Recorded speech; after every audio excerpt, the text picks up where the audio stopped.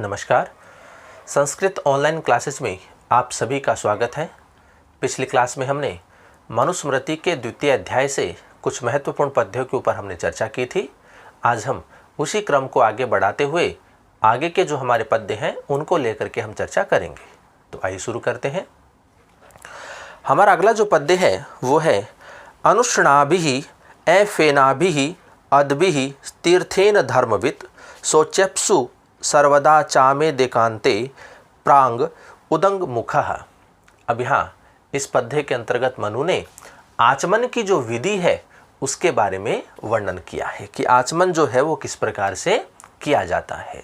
तो मनु कहते हैं कि धर्मवित् शौचेप्सु अर्थात पवित्रता की इच्छा रखने वाला या पवित्रता को चाहने वाला धर्मात्मा।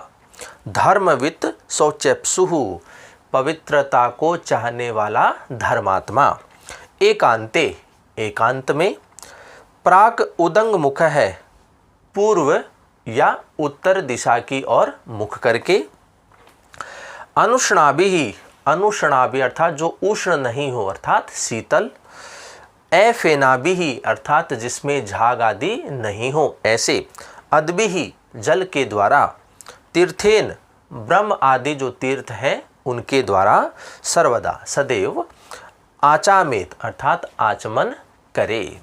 तो जो पवित्रता को चाहने वाला है, शुद्धि को चाहने वाला है, ऐसा धर्मात्मा या ऐसा ब्रह्मचारी जो व्यक्ति है वह एकांत में पूर्व या उत्तर दिशा में मुख करके शीतल और झाग से रहित जल के द्वारा ब्रह्म आदि तीर्थों को सदैव उन जल से वह आचमन करे। तो इस प्रकार का जो आचमन की जो विधि है उस विधि का वर्णन ही मनु ने इस पद्य में किया है। एक बार पुनः देखिए इसके अर्थ को।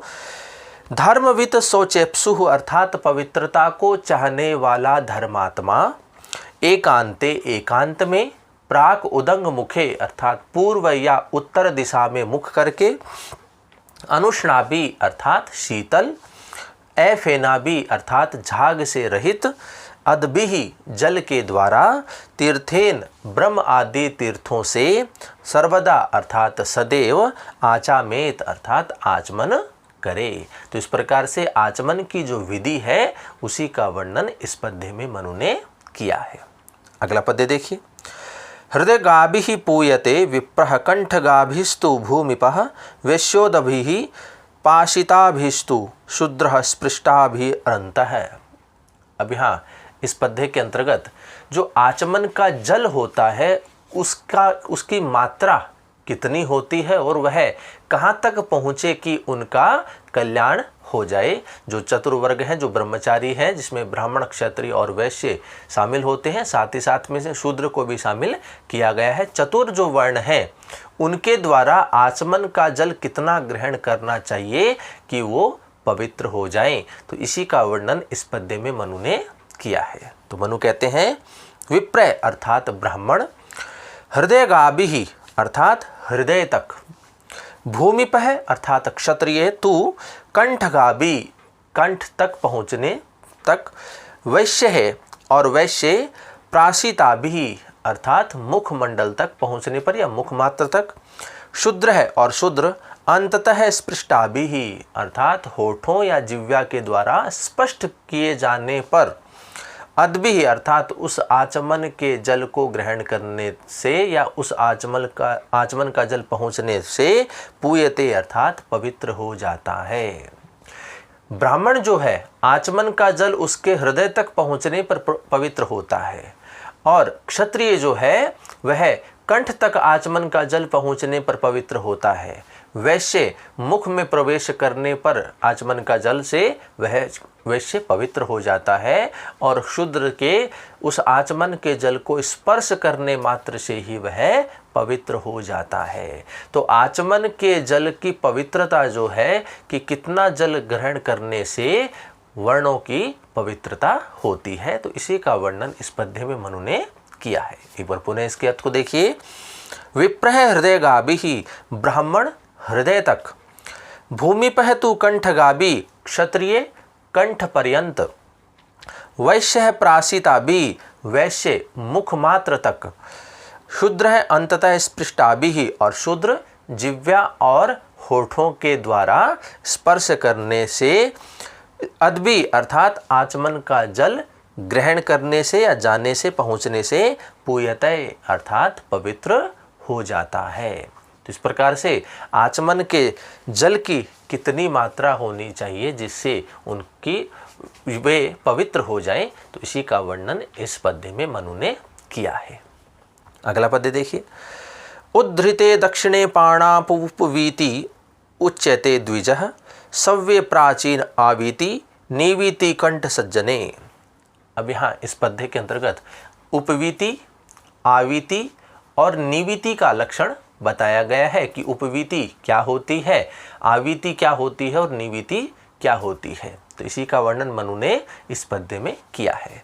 तो मनु कहते हैं द्विजय अर्थात ब्राह्मण, दक्षिणे पाणौ उद्धृते उपवीति इति उच्यते, कि दक्षिणे अर्थात दाएं हाथ के नीचे जनेऊ के होने पर वह उपवीति कहलाता है, अर्थात वह ब्राह्मण उपवीति कहलाता है।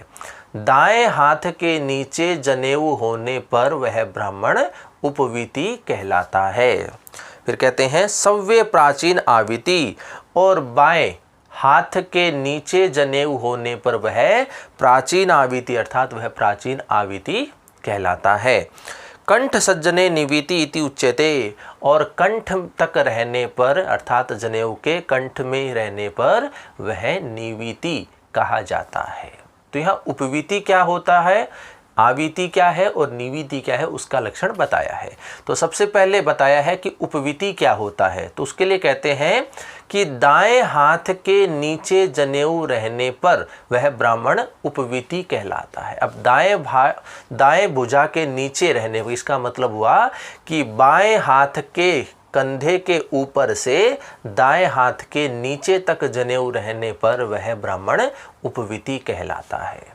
फिर कहते हैं सव्य प्राचीन आवीति, कहते हैं कि बाएं हाथ के नीचे रहने पर जनेऊ, तो इसका मतलब हुआ कि दाएं हाथ के ऊपर से बाएं हाथ के नीचे तक जनेऊ रहने पर वह प्राचीन आवीति कहलाता है। और कंठ मात्र अर्थात कंठ सज्जने, तो कंठ में रहने पर अर्थात कंठ में माला के समान जनेऊ के रहने पर वह निवीति कहलाता है। तो इस प्रकार से उपवीति, प्राचीनावीति और निवीति का लक्षण इस पद्य में मनु ने बताया है। एक बार पुनः देखते हैं इसके अर्थ को। द्विजः दक्षिणे पाणौ उद्धृते उपवीति इति उच्यते, कि दाएं हाथ के नीचे जनेऊ रहने पर वह ब्राह्मण उपवीति कहलाता है। तो दाएं हाथ के नीचे का मतलब हो गया कि बाएं हाथ के कंधे के ऊपर से दाएं हाथ के नीचे जनेऊ रहने पर वह उपवीति कहलाता है।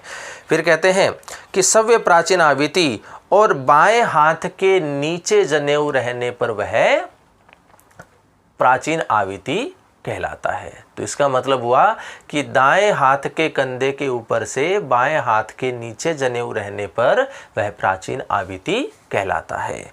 फिर कंठ सज्जने निवीति, और कंठ में माला के समान जनेऊ के रहने पर वह निवीति कहलाता है। तो इस प्रकार से उपवीति, प्राचीनावीति और निवीति का लक्षण इस पद्य में मनु ने बताया है। तो यहाँ अगला पद्य देखिए। मेखलाम अजिनम दंडम उपवीतम कमंडलुम अप्सु प्राश्य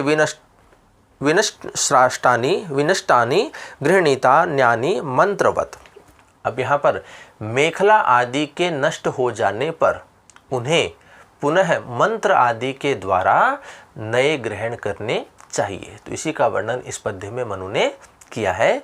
तो मनु कहते हैं मेखलाम अर्थात मेखला, अजीनम अर्थात मृगचर्म, दंडम अर्थात दंड, उपवीतम अर्थात यज्ञोपवीत अर्थात जनेऊ, कमंडलुम अर्थात कमंडल अर्थात जल का जो पात्र है ये, एतानि विनष्टानि अर्थात ये सभी नष्ट हो जाने पर या पुराने हो जाने पर, अपसु प्राश्य जल में फेंक करके, मंत्रवत मंत्रों के द्वारा, अन्यानि अर्थात दूसरे या नए, गृहणीत अर्थात ग्रहण करने चाहिए। मेखला आदि के नष्ट हो जाने पर या पुराने हो जाने पर मंत्र आदि के द्वारा उसे नवीन ग्रहण करने चाहिए। तो इसी का वर्णन इस पद्य में मनु ने किया है। तो मनु कहते हैं, एक बार पुनः देखते हैं इसके अर्थ को।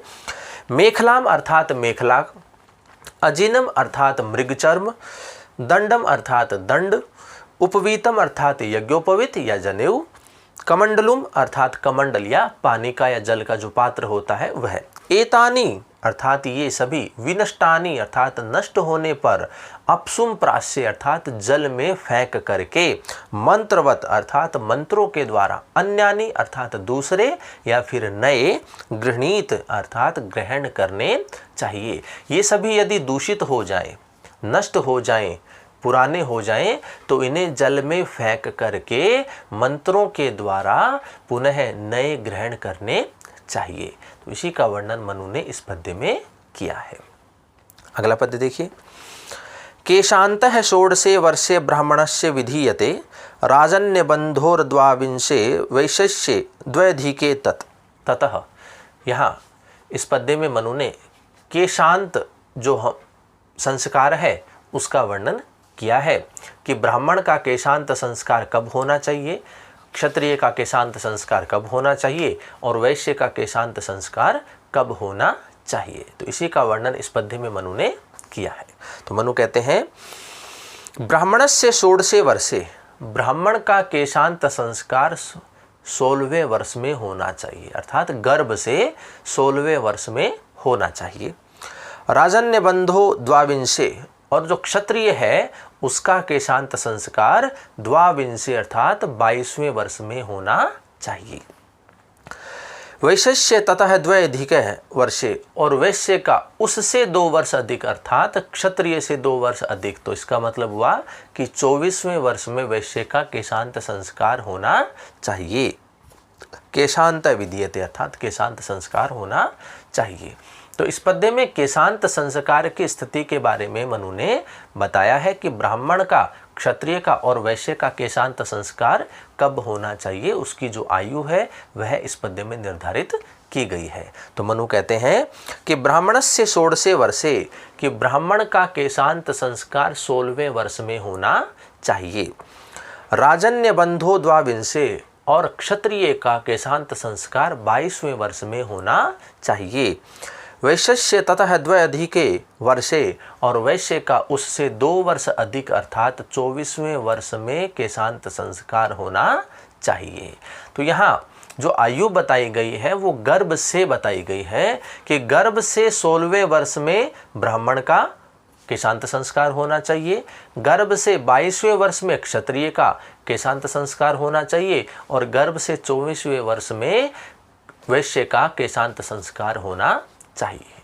केशांत जो संस्कार है उसका अपर नाम, इसका दूसरा नाम गोदान संस्कार भी होता है।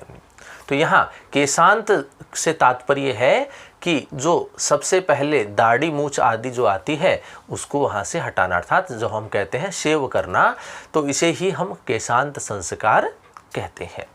तो केशांत संस्कार की जो आयु है उसके बारे में इस पद्य में मनु ने बताया है। अगला पद्य देखिए। ए मंत्रिका तु कार्येयम स्त्रीणाम आवृद्ध शेषतः संस्कारार्थम शरीरस्य यथा कालम यथा क्रमम। स्त्रियों के जो संस्कार है वो ये सभी संस्कार बिना मंत्रों के द्वारा करने चाहिए, उचित समय पर और उचित क्रम के अनुसार ही ये सारे संस्कार स्त्रियों के करने चाहिए। तो इसी का वर्णन इस पद्य में मनु ने किया है।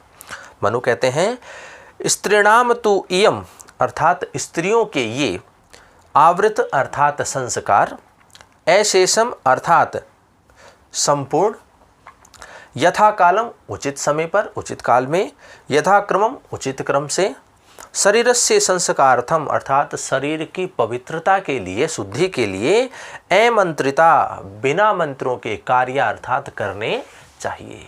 तो यहाँ स्त्रियों के लिए जो संस्कार है वो बिना मंत्रों से करने चाहिए, उचित समय पर करने चाहिए और उचित क्रम से करने चाहिए। उपनयन संस्कार को अर्थात यज्ञोपवीत संस्कार को छोड़ करके जितने भी संस्कार मनु के द्वारा बताए गए हैं वो सारे के सारे संस्कार स्त्रियों के उचित समय पर और उचित क्रम से करने के लिए बिना मंत्रों से करने चाहिए, ऐसा मनु ने बताया है। एक बार पुनः इसके अर्थ को देखिए कि स्त्रीणाम तु इयम आवृत, स्त्रियों के ये सारे संस्कार अशेषतः अर्थात संपूर्ण रूप से, यथा कालम उचित समय से, यथा क्रमम उचित क्रम से, शरीरस्य संस्कार्थम शरीर के संस्कार के लिए अर्थात शरीर की पवित्रता के लिए, शुद्धि के लिए, अमंत्रिता बिना मंत्रों के कार्य अर्थात करने चाहिए। तो उपनयन संस्कार या यज्ञोपवीत संस्कार को छोड़ करके स्त्रियों के समस्त संस्कार उचित समय से, उचित क्रम से, बिना मंत्रों के द्वारा ही करने चाहिए। तो ऐसा मनु ने बताया है। अगला पद देखिए, वैवाहिको विधि स्त्रीणाम संस्कारो वैदिकः स्मृतः पति सेवा गुरौ वासो गृहार्थो अग्नि परिक्रिया। अब यहाँ जो अग्नि क्रिया है या हम कहें कि जो वैवाहिक विधि है वह वैदिक मंत्रों में प्रयोग किया गया है। वैवाहिक विधि जो है उसका वैदिक मंत्रों में प्रयोग किया गया है। तो उसी का वर्णन इस पद्य में मनु ने किया है। यहाँ देखिए कि स्त्रीणाम अर्थात स्त्रियों के वैवाहिकम विधि विवाह की विधि वैदिक संस्कार स्मृत है, वैदिक संस्कार अर्थात यज्ञोपवीत कहा गया है। जो उपनयन संस्कार है, जो यज्ञोपवीत संस्कार होता है, जो छात्रों के लिए या पुरुषों के लिए गुरु के पास जाकर के उनके आश्रम में रह करके गुरु के द्वारा जो प्रदान किया जाता है, लेकिन स्त्रियों के लिए कहा गया है कि जो विवाह की विधि होती है वही वैदिक संस्कार है स्त्रियों का, अर्थात वही उनका यज्ञोपवीत संस्कार होता है। तो स्त्रियों की वैवाहिक विधि ही वैदिक संस्कार अर्थात यज्ञोपवीत कहा जाता है। फिर कहते हैं गुरुवास पति सेवा, पति की सेवा करना ही गुरु का वास होता है, गुरु के पास रहना होता है। जिस प्रकार से कोई बालक गुरु के आश्रम में रह कर के उनकी सेवा करता है, तो स्त्रियों के लिए पति की सेवा करना ही गुरु का वास होता है, गुरु के पास रहना होता है, उनके आश्रम में रहने के समान होता है।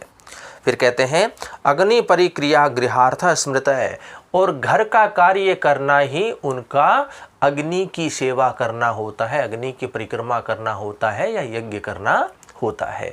जिस प्रकार से बालक गुरु के आश्रम में रह कर के नित्य हवन विधि करता है, यज्ञ विधि करता, अग्नि की सेवा करता है, तो स्त्रियों के लिए घर के कार्य करना ही अग्नि की सेवा है, हवन करना है, यज्ञ करना है या अग्नि की परिक्रमा करना कहा गया है। एक बार पुनः इसके अर्थ को देखिए, स्त्रीणाम वैवाहिक विधि, स्त्रियों की विवाह की विधि वैदिक संस्कार स्मृत है, वैदिक संस्कार कहा गया है, अर्थात यज्ञोपवीत संस्कार कहा गया है। गुरुवास पति सेवा, पति की सेवा करना ही गुरु के पास रहना होता है या निवास करना कहा गया है। अग्नि परिक्रिया गृहार्थ स्मृत है, और घर के कार्य करना ही अग्नि की परिक्रमा है, अर्थात अग्नि की सेवा करना कहा गया है या यज्ञ करना कहा गया है। तो इस प्रकार से जो वैवाहिक विधि है स्त्रियों की वही यज्ञोपवीत संस्कार या वैदिक संस्कार कहा गया है। इसी का वर्णन इस पद्य में मनु ने किया है। अगला पद्य देखिए, उपनीय गुरु शिष्यम शिक्षये शौचम आदितः आचारम अग्नि कार्यम च संध्योपासन में वचय। अब यहाँ यज्ञोपवीत संस्कार को करने वाले व्यक्ति के जो नियम है उसके बारे में बताया है, या फिर हम कहें कि आचार्य को यज्ञोपवीत संस्कार प्रदान करने के पश्चात किन किन विषयों की शिक्षा शिष्य को देनी चाहिए, इसी का वर्णन इस पद्य में मनु ने किया है। देखिए मनु कहते हैं गुरु अर्थात गुरु के द्वारा या गुरु, शिष्यम अर्थात शिष्य को, उपनीय आदित है उपनय करके या यज्ञोपवीत प्रदान करके, उनको जनेऊ आदि धारण करवा करके, शौचम अर्थात पवित्रता को, आचारम अर्थात आचमन विधि को, अग्नि कार्यम अर्थात हवन आदि करने की विधि को, संध्योपासन और तीनों ही समय की संध्योपासन की विधि को एवच शिक्षेत अर्थात उन्हें शिक्षा प्रदान करनी चाहिए।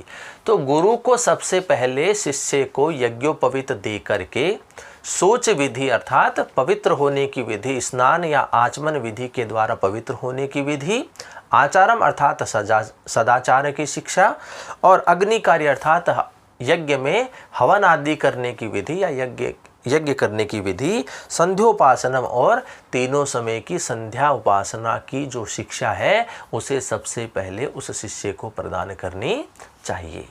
तो जो शिष्य गुरु के समीप आता है तो गुरु सबसे पहले उसे यज्ञोपवीत संस्कार प्रदान करता है, यज्ञोपवीत देता है अर्थात उसका यज्ञोपवीत संस्कार पूर्ण करता है।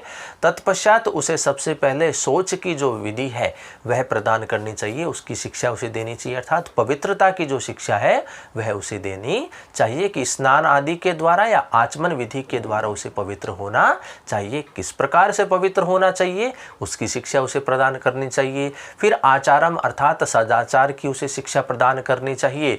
तत्पश्चात उसे अग्नि कार्यम अर्थात यज्ञ में हवन आदि करने की विधि की शिक्षा प्रदान करनी चाहिए। और तत्पश्चात उसे संध्योपासनम अर्थात संध्योपासन की जो संध्या की जो उपासना है अर्थात तीनों समय की जो संध्योपासना विधि है उसका वर्णन या उसकी शिक्षा उस शिष्य को गुरु के द्वारा दी जानी चाहिए। तो जो यज्ञोपवीत संस्कार को प्राप्त करने वाला जो शिष्य है उसके नियम क्या है या गुरु के द्वारा यज्ञोपवीत संस्कार किए हुए बालक को किस प्रकार की शिक्षा सबसे पहले देनी चाहिए उसी का वर्णन इस पद्य में मनु ने किया है। एक बार पुनः इसके अर्थ को देखिए। गुरु शिष्यम अर्थात गुरु शिष्य को उपनीय आदित है उपनय संस्कार करके या उसे यज्ञोपवीत दे करके, शौचम अर्थात पवित्रता की, आचारम अर्थात सदाचार की, अग्नि कार्यम अर्थात हवन आदि करने की विधि की, संध्योपासनम अर्थात तीनों समय की संध्योपासना की, एवच शिक्षेत अर्थात उसे शिक्षा प्रदान करनी चाहिए। तो इसी का वर्णन इस पद्य में मनु ने किया है। अगला पद्य देखिए। अध्यक्ष्यमाण त्वाचान्तो यथा शास्त्रम उदंग मुख है, ब्रह्मांजलि कृतो अध्यापयो लघुवासा जितेंद्रिय है। तो यहाँ इस पद्य में वेदाध्ययन का जो नियम है, वेदों का अध्ययन करने से संबंधित जो नियम है उनके बारे में इस पद्य में मनु ने बताया है कि वेदों का अध्ययन करने से पूर्व किस प्रकार के नियमों का पालन उस शिष्य को करना चाहिए। तो इसी का वर्णन मनु ने इस पद्य में किया है। तो मनु कहते हैं अध्येशमाण अर्थात शिक्षा को प्राप्त करने वाला या ग्रहण करने वाला अर्थात शिष्य, तू आचांत है अर्थात आचमन करके अर्थात पवित्र हो करके, उदंग मुख है अर्थात उत्तर की ओर मुख करके, ब्रह्मांजलि कृत अर्थात ब्रह्मांजलि करके, लघुवासा अर्थात सादे और स्वच्छ वस्त्रों को धारण करके, जितेंद्रिय अर्थात अपनी इंद्रियों को नियंत्रित करके, यथा शास्त्रम अध्यापय अर्थात गुरु के समीप बैठे और यथा शास्त्र अर्थात शास्त्रों में जिस प्रकार से अध्ययन करना बताया है वैसे अध्यापय अर्थात वह गुरु उन्हें शिक्षा प्रदान करे या शिष्य गुरु से शिक्षा को प्राप्त करे। एक बार पुनः इसके अर्थ को देखिए कि अध्यक्षमाण अर्थात शिष्य आचांत है अर्थात आचमन हो करके अर्थात पवित्र हो करके, उदंग मुख है उत्तर की ओर मुख करके, ब्रह्मांजलि कृत है ब्रह्मांजलि करके, लघुवासा सादे और साफ सुथरे वस्त्रों को धारण करके, जितेंद्रिय अर्थात अपनी इंद्रियों को नियंत्रित करके गुरु के समीप बैठे और यथा शास्त्रम शास्त्र में कहे अनुसार या बताए अनुसार अध्यापय गुरु उन्हें अध्यापन का कार्य करवाए या गुरु उन्हें शिक्षा प्रदान करे। तो इस प्रकार से वेदों का अध्ययन करने से पूर्व शिष्य के क्या नियम होते हैं, उसे किस प्रकार के व्यवहार को करना होता है, किन प्रकार के नियमों का पालन उसे करना होता है, उसी का वर्णन इस पद्य में मनु ने किया है। अगला पद्य देखिए। ब्रह्मारंभे अवसाने च पादौ ग्राह्यौ गुरुः सदा सहृते हस्तावधेयम स ही ब्रह्मांजलि स्मृत है। अब यहाँ इस पद्य में ब्रह्मांजलि का लक्षण बताया है कि ब्रह्मांजलि किसको कहते हैं, क्योंकि पूर्व जो पद्य है उसमें हम शब्द आया था ब्रह्मांजलि, किस विद्यार्थी को या शिष्य को ब्रह्मांजलि करके। तो यहाँ ब्रह्मांजलि का लक्षण बताया है कि ब्रह्मांजलि का जो नियम है वो कैसा होता है, क्या होता है। तो मनु कहते हैं कि ब्रह्मारंभे अवसाने च, ब्रह्मारंभे से तात्पर्य है कि वेदों का अध्ययन करने से पूर्व, अवसाने च और वेदों का अध्ययन करने के पश्चात अर्थात अंत में, गुरु पादौ सदा ग्राह्यो, गुरु के दोनों चरणों को शिष्य को दोनों हाथों से छूने चाहिए। फिर कहते हैं हस्तौ सहृते अध्ययम, और शिष्य को दोनों हाथों को जोड़ करके गुरु के समक्ष खड़े होना चाहिए। ही से ब्रह्मांजलि स्मृतय, इसे ही ब्रह्मांजलि कहा गया है। कि ब्रह्मांजलि से सीधा तात्पर्य है कि वेदों का अध्ययन करने से पूर्व और वेदों का अध्ययन करने के पश्चात शिष्य अपने दोनों हाथों से गुरु के दोनों चरणों को स्पर्श करे और अपने दोनों हाथों को जोड़ करके वह गुरु के समक्ष खड़ा रहे। इसी विधि को क्या कहा गया है? ब्रह्मांजलि। इसी नियम को ब्रह्मांजलि कहा गया है। तो इसी का वर्णन इस पद्य में मनु ने किया है। तो इस प्रकार से आज की क्लास में हमने मनुस्मृति के द्वितीय अध्याय से कुछ महत्वपूर्ण पद्यों के ऊपर हमने चर्चा की। आगे के जो हमारे पद्य हैं उनके ऊपर चर्चा हम अगली कक्षाओं में करेंगे। तो आज की क्लास में इतना ही। धन्यवाद।